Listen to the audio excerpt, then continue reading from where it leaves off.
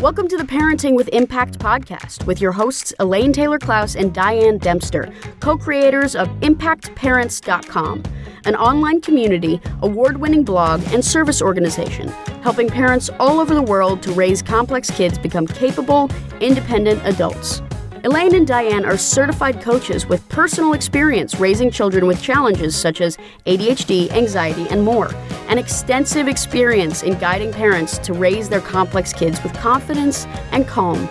On the podcast, Elaine and Diane interview experts, bringing you cutting-edge information about your child's challenges, teach you real-life strategies to create lasting change, and demonstrate how coaching can guide you to parent your complex kids, one conversation at a time.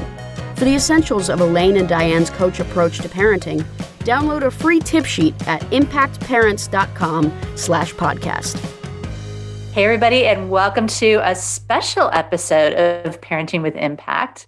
You'll notice Elaine didn't say welcome. She's the one that gets to say welcome all the time. I'm Diane, and I got to say welcome today because Elaine's going to be, I don't know, on the hot seat. Are we going to say that? No, Elaine's the guest today, along with Tracy Lefebvre, who is one of our coaches.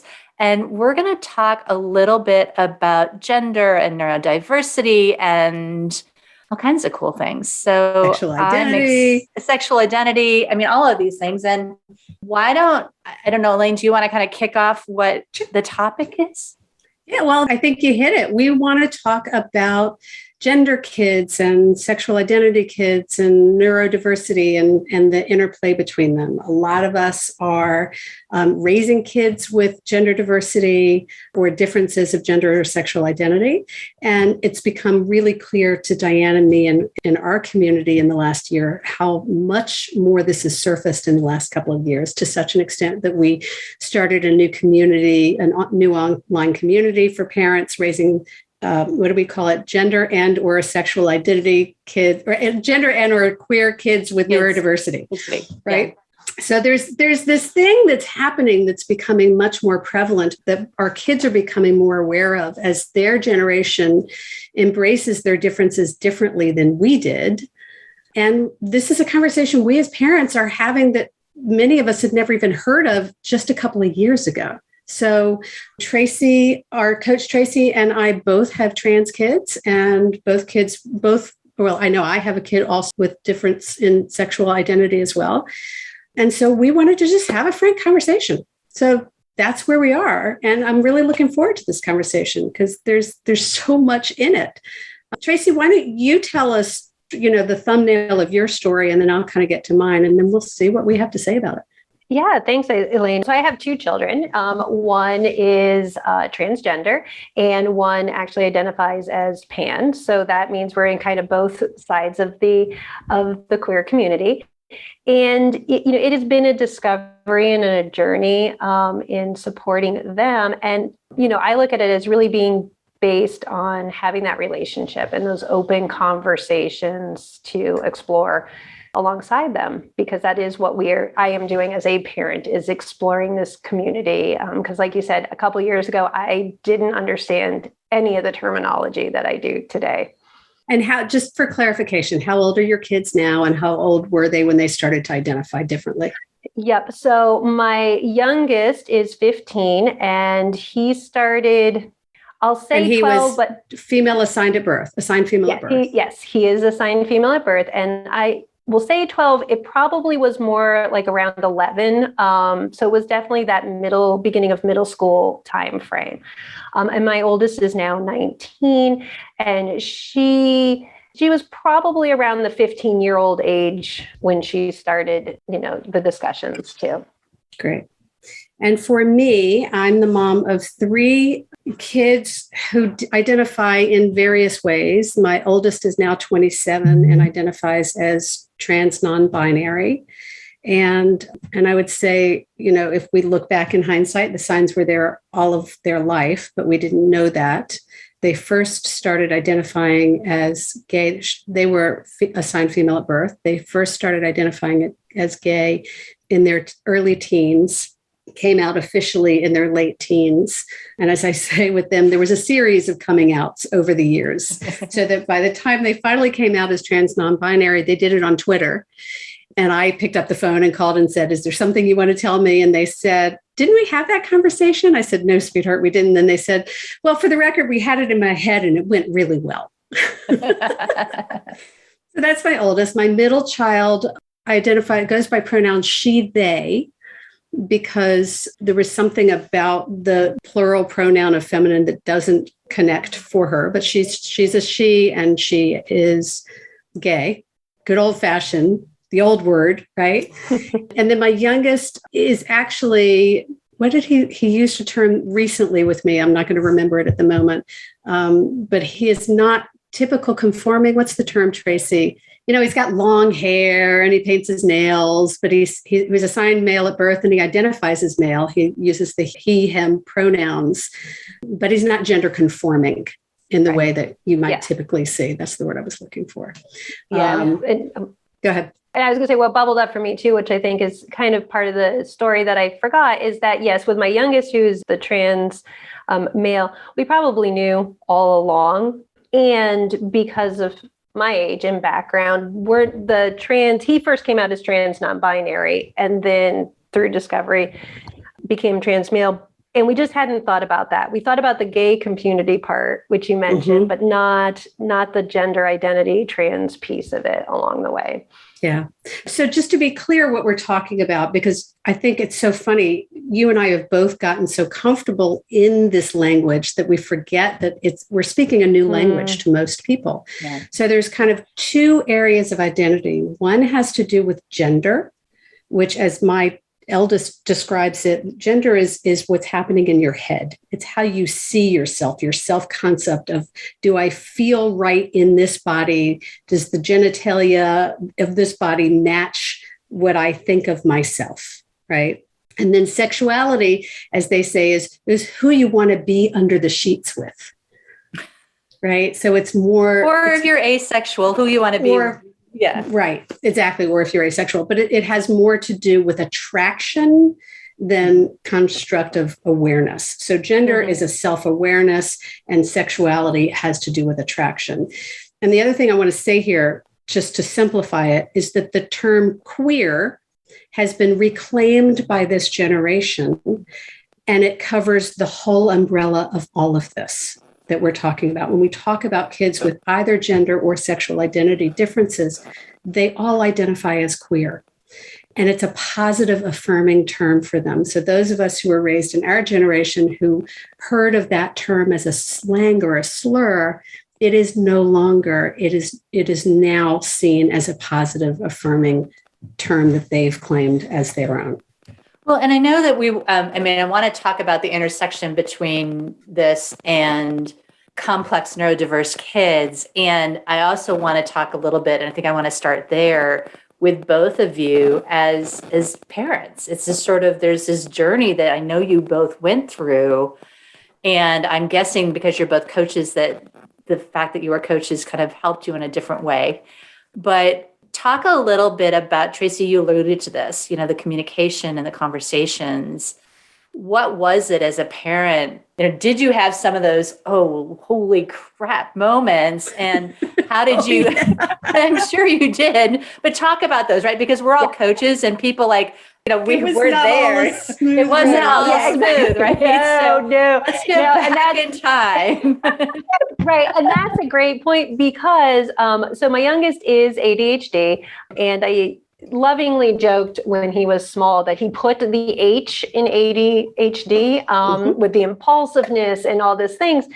So when it first kind of came to light, which unfortunately wasn't really his doing, there was sort of a misstep in the school in the way they kind of outed him. And, there was that moment of like, is this impulsive? Is this just it's a trendy thing to do? They're seeing it on TV. Is this part of, that? So there was definitely that element. And then that's where the coaching, I think, tools came in because I got curious, right? Like, what is this? Are you trying to fit, because as a neurodivergent kiddo, he didn't have a lot of friends at that time. He didn't connect with kids, right? So is this a way for you to connect with others because you to belong somewhere? Accepting, like to belong, or is this really, that internal sight? Is this how, so we had to do a lot of explanation and, conversations. And I would say that because he didn't know, he was afraid of how he was going to be received too, there was some defensiveness there, right? When I would ask what I thought was just a curiosity question, and we had to work through that together. I totally hear what you're saying, because when, as things progress, and now my kid's more than 10 years older than yours, right? So there was a whole different generation thing happening. And I remember, and the wildest thing, so my eldest is 27 and my youngest is 20, and his best friend was assigned female at birth, and they were raised together. So I had this kid grow up in my house, and I kept saying, they remind me of of Bex, right?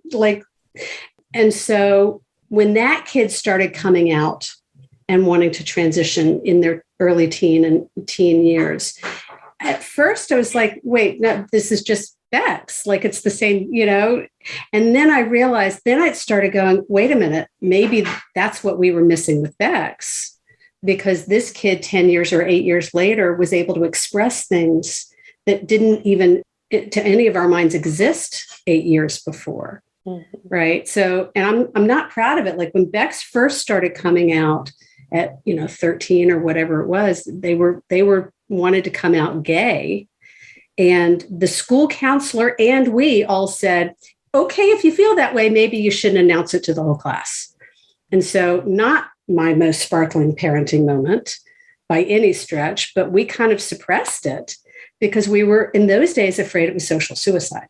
5 years later, it would not have been. But at that time, we were still really worried. Well, right? And I think that, you've had changes even in things like the DSM-5, right? It's just sort of, I think at some point, and I don't know whether it was when what age yours were, but, you couldn't officially declare yourself gay until you were a certain age, technically, is the way that it used to work, right? It's just sort of, and now we know better. And that's... I don't know about that. This was just about whether they came out to their class or not, because they had a crush on a friend, and we thought it was going to ruin the friendship, which it turned out to ruin the friendship. That was a whole other issue.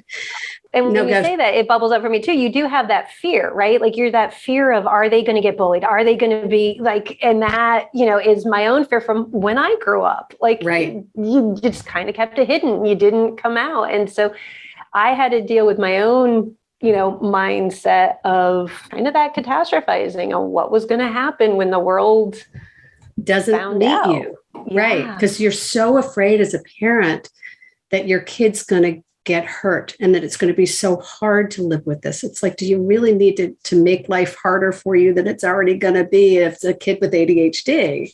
Exactly. Right. Exactly. And yet I was talking to one of our clients in the UK who's got a kid with ADHD, who's been really, really struggling with this kid. And the kid has recently come out as trans. And what the mom said is that she's getting more reception and more support from her friends and community with the kid coming out with a gender diversity than she ever has with ADHD. Like there's still this judgment. Me too. Right? Because the ADHD is you're misbehaving, and that means you're a bad parent. Yep. Yeah, still. So talk a little bit about neurodiversity. What is it that makes it different? I'm guessing that sometimes a neurodiverse kid might be, because of the impulsivity, might be like, okay, this is me. I'm out here, deal with it in a very different way. Like, ta-da! I'm picturing Elaine's because I know them. But what are some of the other things that you notice about neurodiverse kids that might be different than other gender kids even? I don't know that it's different, Diane. I think that what it is that that actually hits it. When I was doing the research, we did a presentation, my family did a presentation for the International Conference on ADHD on these issues. And of course, mom's the one that goes and does the research because they already know this stuff. I had to catch up. But one of the things I learned is that there is a higher propensity of kids with ADHD and autism in particular, and with kids with gender differences, gender identity and sexuality differences. And I don't know that it's causal or that there's any other correlation except for my hunch is that kids with ADHD have a harder time inhibiting it. It's harder to suppress it if you have a condition that makes it harder to suppress anything. Yeah, and I would 100% agree with that. And because of the journey that we took, and not only coming out, but in doing the medical transition, because we did, there was this impatience of like, why can't I just go by this name and do this and do that? Like, why is there a process? I don't understand why everybody can't accept it. And so that was more of the conversation too, is that, well, we have to do it legally and you have to do this and that. And it just takes time, Well, and it does take time. And then when you've got a preteen or a teenager, you want to make sure they're not going through a stage. Right. So like there's this, like you want to support them and meet them where they are. And I don't know this from my own personal experience as much as I do from supporting so many parents through it. Like I want to meet them where they are. And what if next week they change their mind, or next month? Like how did you deal with that, Tracy? Because you were dealing with kids at that age. Yeah, we navigated for a while on our own. And then we agreed that we actually found a wonderful trans therapist to help us navigate the conversation with him, kind of in a safe space. And, for us, when we got to the point that the psychologist, said like, this is not, because I talk to kids and, this is a real thing. This is a real connection. This is not fleeting. Well, right. This is not fleeting. And all the dots fell in line, but he said something to us that was so powerful. He goes, in my professional opinion, you could wait and we could keep assessing. He goes, but as someone who didn't transition until I was out of high school, because just different times, different parents, he goes, if you can support the journey now, you'll get to see your son become a man, because you'll be with him on the journey as an adolescent, versus one day this man just shows up at your door. Yeah. And so to me, that was really like, that got me. Get it now. Yeah. Yeah. And it's so funny because I remember saying this to the parents of my son's friend, but I don't think I got it then like I did when you just said that. Like there's something very powerful about like, we want to be with them, whoever they are. And, again, our experience was different, part because they're non-binary, right? And part because they were so much older. But there was this, what I will say is that when they did come out as non-binary, and when they did have, top surgery, when they did these things to really feel good in their body, better in their body, it's not that the gender dysphoria went away, because I think there's a body dysphoria that may linger, hopefully will go away one day. But there was this shift in their whole way of being in the world that was more positive and more self-accepting. And like, God, I wish I had the ability to help them get there sooner, because so many other things lifted when that huge weight started to lift. Well, and I want to take us back a little bit, because again, I want to be aware of the fact that our audience is going to be in all different places, right? So you may have a kid who's like new in this process. You guys have been on this journey for a bit. What's coming up for me, and I just did another podcast episode around divorce, where we were talking about the emotional part of it and the practical part of it. And Tracy, you were talking about the fact that when your child came out and said, hey, this is what's going on for me. And they expect, and I have a client who did the same thing. It's like, today, okay, you guys got to change. You got to start calling me this new name. You got to right now. And the reality is that these kids have been dealing with the emotional aspects of this and trying to make this decision for some period of time. And so by the time they say out loud to you, who are the most close person probably on the planet to them, I'm declaring this, the amount of bravery that it's taken them to get to that place. And then all of a sudden, you're trying to catch up, right? It's just sort of, and there's grief in there, and there's confusion, and there's fear, and there's, all of those things that we have as parents. And so I guess the question is, what advice would you give to somebody who's kind of in that different place where it's like within the last 6 months or they're thinking their kid's going to come to them? What are some of the tools you want for those parents who are just kind of at the other end of the process? Well, for me, really my biggest thing is to get the parent support so that you can process. I'm a verbal processor, so I love working with coaches and stuff like that because it helps me think out loud. Because like you said, there are the stages, right? And some of it is grief. Some of it is transition. Some of it is honoring the child. Like, how are you going to navigate Christmas ornaments that have the family's name with the dead name on there? How are you going, in our case, right? How are you going to... Or your entire photograph album of their entire childhood. Right. And there's things like that because you want to honor who they are now. And that was where we came together with my son, is we were able to have these conversations like, look, you were still my baby. And I don't want those pictures destroyed because you've now decided to be, and not decided to be somebody else, but have honored and, embraced that. It's a shift. But I think for parents, having a safe space to process your own emotions, because like you said, Diane, and it was perfect, they already had the time to kind of have that inner dialogue with themselves. And now you're there and you want to show up for them, but you've got to go through your own process too. So it goes back to that self-care, that support and your own journey in a safe space. So, yes, to everything you just said. Yes. And what came up as you were coming up with that metaphor, Diane, or that stories, like we say to parents all the time, you've been thinking about something forever.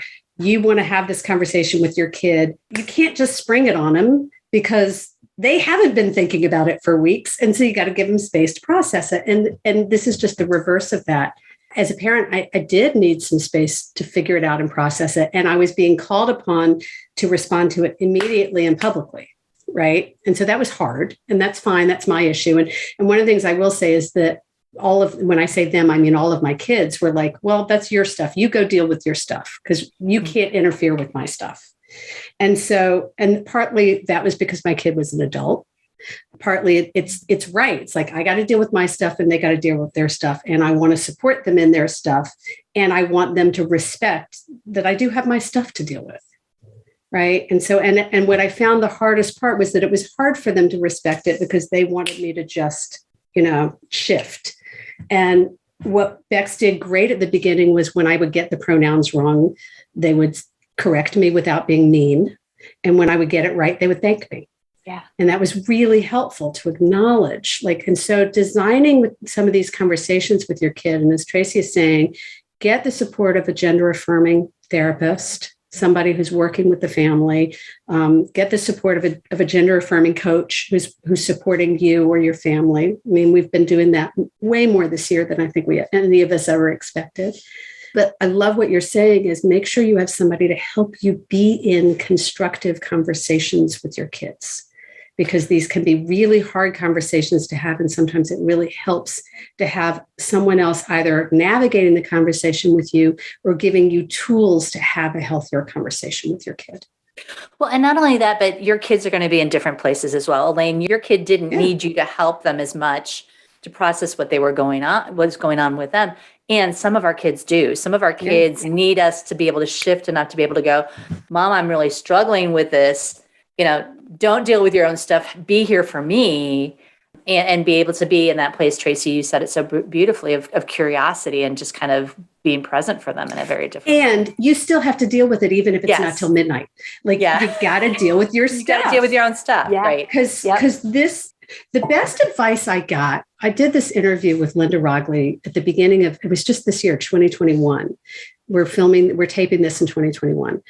And somebody wrote in with a lot of feedback and telling me some of the good stuff we did and some of the bad stuff we did. But the best advice they gave was, if I can go back and remember my child as they instead of she, and then and so for me, it was, I realized every memory I had to translate from she to they. When I started trying to remember them as a they, it made it so much easier for me. And if you guys can't see, those of you who are listening, Tracy's like nodding like crazy. Yeah. Right. So was it similar for you? Yeah. And that was actually, I kind of got frustrated with myself because I realized we had made the transition and it had been a while and we were great. And then I found that sort of, I called it my mental glitch. It was when I would pull from the past into the future, I would just mess it up. And you know, luckily my son, we had that conversation. I'm like, you know, it just kind of reminded me because it's not that. And it really was. It was when I would go inside. And so to your point is now that I've really worked on, I've got to do that translation. It has shifted things too. But the memories are the hardest part of the whole thing, in my opinion. Well, and just to put a plug in, I mean, the cool thing about that is we can do that, right? It's sort of, we can go back and rewrite because they're memories. We can go back and rewrite the memories in a way that helps us to be more respectful of where our kids are now or less impactful by kind of surprising them with another. And then you got to do the work because when you go back and you rewrite the memories, there's grief and loss and fear and all this other stuff that comes with it. Because I used to have 2 girls and a boy, and now I have a boy, a girl, and a Bex. You know, and that changes my entire history as a mom, right? And that's okay. And I've got that work to do. Yeah. Right. So we've got some little bit of time left, but I would love to kind of hear you guys. Is there anything we haven't shared that you want to make sure parents are hearing about? And we could do a whole other episode. We need to do another episode. There's so many things. But, you know, just a parting thought from each of you of, you know, maybe that one nugget that you want them to remember. I think what I would say is, when we have kids, when we start off in this journey, we have no idea who they're going to become. We do have a really strong vision often of who we want them to become, or we think they're going to become, or like we paint this picture of what we think their future is going to be. And that was just our imagination. Yeah. And so as parents, if we can kind of enjoy that photograph, frame it, put it back, right? And start paying attention to who they are becoming instead of who we thought they were going to become, we can begin to help them paint a picture for themselves, because what's really important is the vision they create for themselves in their life, because they're the ones that get to live this life. So that's what comes up for me. Yeah, and that is perfect, because what bubbles up for me all the time is a Stoic quote, which is, and I modify it a little bit for the times, which is, no person enters the same river twice. Mm-hmm. And it's not because the river is flowing, the river is flowing, but the person's not the same person. Same. And, that's the thing. It's like, I'm still my children's mom, but I'm not the same mom I was 19 years ago, and they're not the same itty bitties that they were, and it's a journey together. Yeah. So if we can do anything, it's to help them paint the picture and the vision of their own future, because really, ideally, we want to be part of their future, and the way to be part of their future is to support them in creating their future. Yeah. Love that. Thank you, Elaine. Thank you, Tracy. What a great conversation this has been. And thanks to all of you who are listening for everything you're doing for kids and for yourself. At the end of the day, it makes all the difference. Just a reminder that in the show notes, we have created a new group on Facebook for parents of gender and or queer kids with neurodiversity. We're not going to give you the link here, but in the show notes, if you'd like to join, we are screening it very tightly to make sure that it's a safe community for anybody who joins us. So you will not be admitted if you don't go through this, answer the questions and share the information needed for access. And if you are raising kids with gender and or queer issues with neurodiversity, we strongly encourage you to join us in that community. It's been a really beautiful, robust conversation. It's a very diverse community, and it's a great place to get some support for yourself. Thanks, everybody. You've been listening to the Parenting with Impact podcast with Elaine and Diane. For more information on the Impact Parents community or to join Sanity School for Parents, please visit impactparents.com. If you like what you've heard, please share this podcast with friends who need similar guidance and subscribe wherever you listen to podcasts.